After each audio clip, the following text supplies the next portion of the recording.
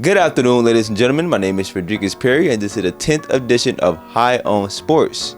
Today's episode, we're going to look at the recent games of the Wnba, as well as the Summer League games. So look at the top 3 picks. And finally, I'm going to go into my theories of Captain America: Brave New World. Once again, this is the 10th episode. I can't wait till we get to 100. But without further ado, the news is packed. I got the lighter. Let's get high.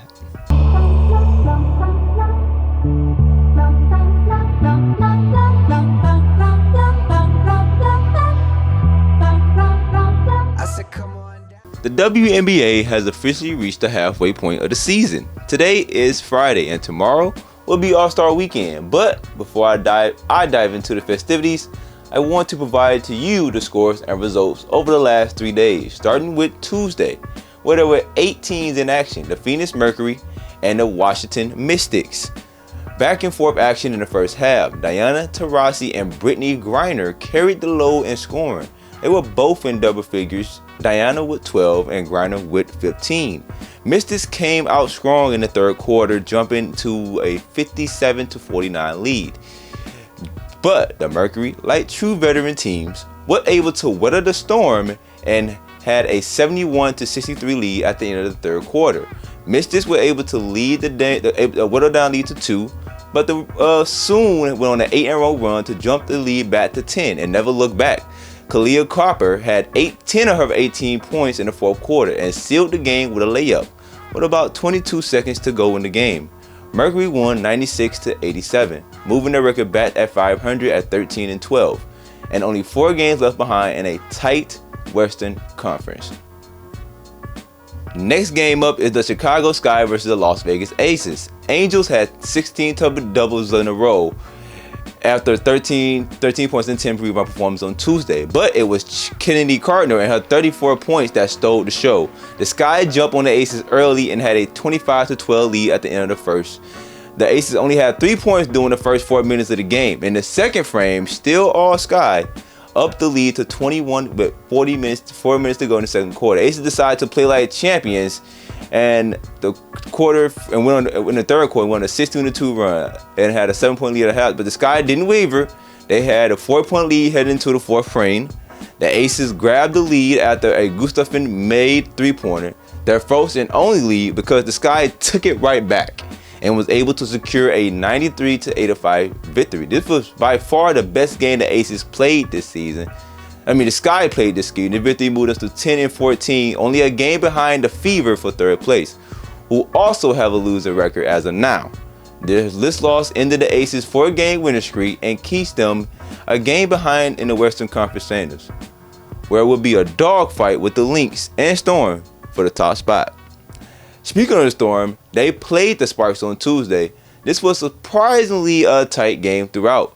Azura Stevens for the Sparks finished with a double-double, putting up 24 points and 15 rebounds. Let's take this game to the fourth quarter. Jewel Lloyd and Nneka Ogwumike scored 20 of the 25 points in the frame. The Storm flexed their star power and pulled away from the Sparks, who just couldn't keep the talented duo from scoring. Lloyd finished with a stat line of 30 points, 7 assists, and 6 rebounds. Ogwumike finished with a double-double stat line of 23 and 10. A potential finals matchup between the Sun and the Liberty. The best defense versus arguably the best offense in the league right now. Sabrina Ionescu led the way with 30 points, 5 assists, and 6 rebounds, and got the victory without Brianna Stewart. It was a tight throughout 3 quarters, but as I said in my top 6 video, the Suns' offense is not strong enough to compete with high-scoring teams. They only scored 11 points in the fourth quarter. The Liberty capitalized on turnovers and finished the game on a 9-5 run, winning 82-74. Liberty now has the longest win streak with 4. Heading into the break, they're still my favorite to win the finals, and a win over a great Suns team right before the break was a great playoff tester. They also pushed the Suns 2.5 games back in the Eastern Conference, which they lead. There were two games on Wednesday. The first was the Dream versus the Lynx. The Dream, who are trying to end their losing streak, gave the top team in the West a run for their money throughout the first 3 quarters. Then everything went back to normal in the fourth.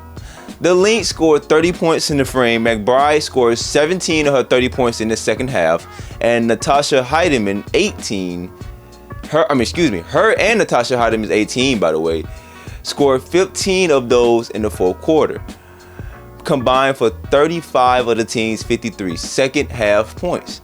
The Dream had a 7-point lead to start the fourth quarter, but the Lynx pulled away with 1:14 to go in the fourth, getting the 86-79 victory. The top performance for the Dream was Cheyenne Parker, 16 points, and Ryan Howard, who finishes 15 points with the loss. The Dream currently are on an 8-game losing streak heading into the break. This Wednesday, I watched history. Caitlin Clark put up a record-breaking 19 assists, sadly in a losing effort against the Dallas Wings. I watched this game in real time, and let me tell you, this game was filled with highlight moments. Caitlin with multiple behind-the-back passes, Enrique Wnba hitting crazy buzzer beater, but that's nothing new. Wnba for the win. Good! Enrique Wnba wins the national championship for Notre Dame. The Wings started off hot, attacking the paint early, even with Aaliyah Boston. The Fever are still a small team compared to the Wings. The score at halftime was 54-46. The Fever took their lead, the first lead of the night, with 1:14 to go after a Caitlin Clark layup. The game went back and forth from that point on. Howard went 2 of 2 from the free-throw line to give the Wings a 2-point lead. Samuelson missed a 3-pointer with 1:14 remaining, and then missed Enrique. Would you please? Enrique lost it momentarily, throws it up at the buzzer. Put the motherfucking dagger in their chest, sealing the game away and securing some great momentum heading into the break. Final score was 101-93. Caitlin had 2 bad turnovers in the clutch. The Fever are still a young team who are still trying to figure out how to win games. Despite the loss, the Fever had a big night from Aaliyah Boston, who had a career-high 28 points, and once again, a big congrats to Caitlin for passing Courtney Vandersloot with 18 assists set in 2020. Yes, the record only lasted a little less than 4 years. Cause we break records, ladies and gentlemen. We break records.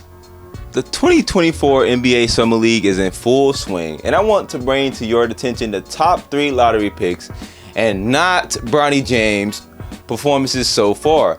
The Atlanta Hawks drafted Zachary Richardson with the number 1 overall pick. What does that mean for Trae Young? I do not know, but Zach has shown major upside. He's only played in 2 games so far, and he didn't play against the Lakers on Wednesday, so I couldn't tell you if he's going to play again or not. But an ESPN reporter wrote, he has a strong feel for the game and doing a lot of little things right. He also has shown good defensive ability. He is no Wnba by all means, so I do not expect him to be a franchise-changing player right away, but I can understand why you would be hyped about the upside. His averages through two games are 14.5 points, 5 rebounds, and 2 assists. Alex Sarr was selected number 2 overall by the Washington Wizards, who have been looking for a franchise player to build around since trading away Bradley Beal to the Suns. Alex has gotten off to a rough start, to say the least, putting up one of the worst performances, to say the least, going 0-15 from the field against the Blazers. As a 7-footer, that is not a great sign. He needs to show the Wizards some offensive upside. But right now, through 3 games, he averages are 6.7 points, 6.7 rebounds, and 3 assists. His rim possession will certainly translate to the lead, but there's a difference between Wnba and Gobert, and the Wizards are hoping that they get a little bit of Wemby's potential a little bit of Wnba's potential is in Mr. Star. My favorite to win Rookie of the Year, Reed Sheppard, who was drafted by the Houston Rockets with the number 3 overall pick. Reed has started off hot, averaging 20 points, 4.7 rebounds, and 4.7 assists. His teammates are already loving him. Last year's Summer League MVP Cam Whitmer loves playing with him. Reed is extremely comfortable with NBA spacing. He is patient but plays with a lot of pace and is an excellent defender, reading passing lane and picking up blocks. I made a post on draft night saying Reed and Zach Edey are going to be franchise-changing picks, and is glad to see Sheppard is proving me right, at least in the Summer League games.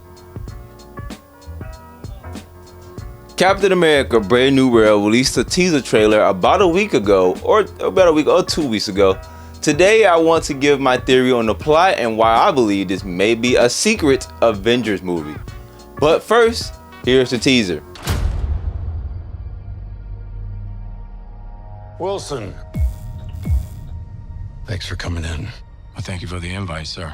I have to admit, I'm still getting used to the new look. They said lose the mustache or lose the election. You and I haven't always agreed in the past, but I want to make another run at making Captain America an official military position. And if we disagree on how to manage this situation, then what happens? Work with me, Sam. We'll show the world a better way forward.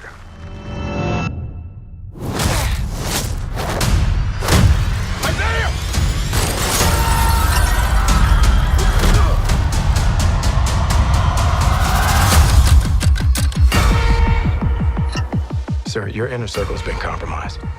Either you can't see that, or you don't want to. What if it's a trap? Global power is shifting. You're just a pawn.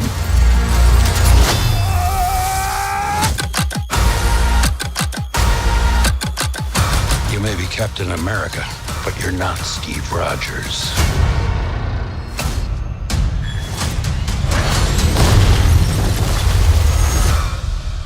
You're right.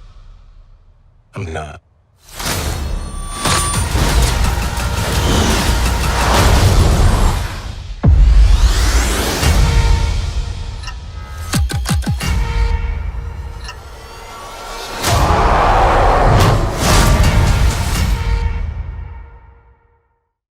Now, when looking up the plot of this movie, it reads on IMDb, Sam Wilson, who is officially taking up the mantle Captain America, finds himself in the middle of an international incident. Now, for my MCU nerds, the last political charge plot show or movie was Secret Wars. Yes, I know, Secret Wars, but that show still left some open questions about the alien chemistry that President Nixon initiated. We all witnessed the terror attack that was carried out on my motorcade earlier this week in England. The terrorists responsible were a shape-shifting, alien-born species known as Skrulls. That is why tonight I'm presenting to Congress for immediate emergency authorization a bill that designates all off-world-born species enemy combatants. We know who you are. We know how to find you. And we will kill every last one of you. Which made it clear for Thaddeus Ross, which made it easier for Thaddeus Ross, now played by Harrison Ford, to win the election. Now Ross tells Sam he wants Captain America to be part of the government again. And remember how that turned out. It wasn't me! It wasn't me!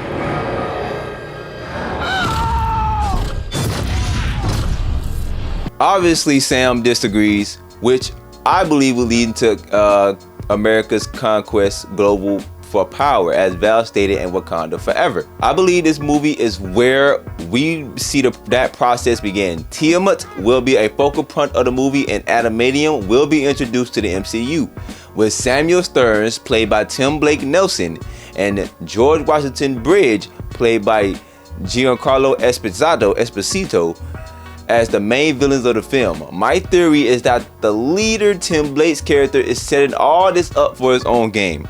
Now, why is the world putting this conflict into power? I don't know. But I suspect he hired British to acquire antimonium, or possibly just a hired gunman to try and kill Captain America. But I believe this would be a Secret Avengers movie. It's because of Red Hulk. Iron Man needs to had to build a suit to beat the Hulk. I don't think no super soldier Captain America and Falcon will be enough. I want people to start taking Hulk serious again. And seeing Red Hulk being taken out by Captain alone would be such a downer. So who is better to call on than the Avengers? It doesn't have to be the whole team, just 6 would do. And the 5 who I believe would show up are Shang-Chi, She-Hulk, Captain Marvel, Black Panther, and Star-Lord. Granted, I know these are reaches, but this is my theory, okay? Captain America Brave New World releasing in theaters February 14th. I am Frederikus Perry, February 14th, 2025. I am Frederikus Perry, aka Freddie P. Stay high, ladies and gentlemen.